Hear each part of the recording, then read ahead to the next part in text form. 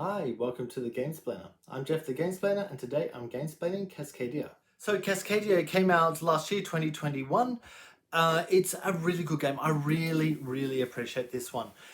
The whole concept of it is that you have an area in front of you that you are building up with hex tiles. Whenever you take a hex tile in, you're also taking an animal in.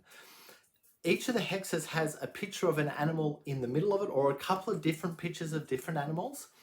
And that's basically saying these animals are allowed to live on this hex. Once you have put an animal onto the hex, that is no longer available. And what you're trying to do is dictated by a whole bunch of different cards that say bears need to be in this formation, or you need two over there, two over there, two over there, not touching each other. Salmon needs to be in a line, not surrounded by any other salmon. Foxes need to be surrounded by other animals, or these other animals, etc, etc. So there's this kind of manipulation, but the cards will be different each time that you play. So it changes how you would format the hexes in front of you, the tiles in front of you, the landscape in front of you, because you're really trying to get different animals in different positions. Now, you are allowed to put any hex next to anything, doesn't matter what is on the hex. However, at the end of the game, you're getting a point for your largest area of each landscape type. Then once that's happened, you are also the person who has the largest landscape type is then getting more points. So there's a lot of stuff to think about with that. And the more you can kind of get the landscapes together, the better off you're going to be. But you're still trying to get the animals in their right spots. And so quite often you'll have a hex that has a single landscape type and a single animal on it that could go next to this, but if I put it next to that, that's going to break the rule of how this animal sits.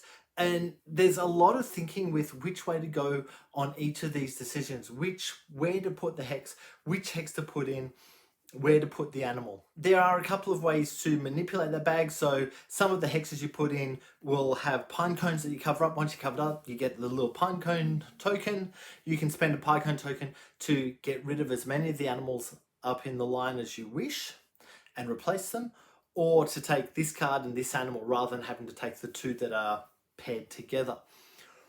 That is a useful thing to remember. It gives you a point if you still have those tokens at the end of the game, but it's probably more useful quite often to actually take the different token and card, or change out the tokens depending on where in the game you're up to. I think that this is a really fine, thought-provoking game. It's not really dense and heavy in terms of the explanation of it, which I've said many times.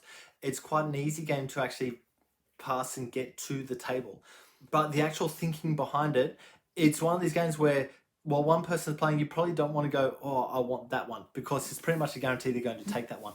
It's probably worth your while to go, yeah, okay, that would be a good one to get, and just have that in the back of the mind. So if that's still there when it gets around to you, you can just take that without having to spend a lot of time with the thinking, because that's really what's going to slow this game down, is the stopping and thinking. But be aware that that will very likely be taken by the time it gets back around to you. So there's a lot of stuff going on, a lot of thinking going on with it.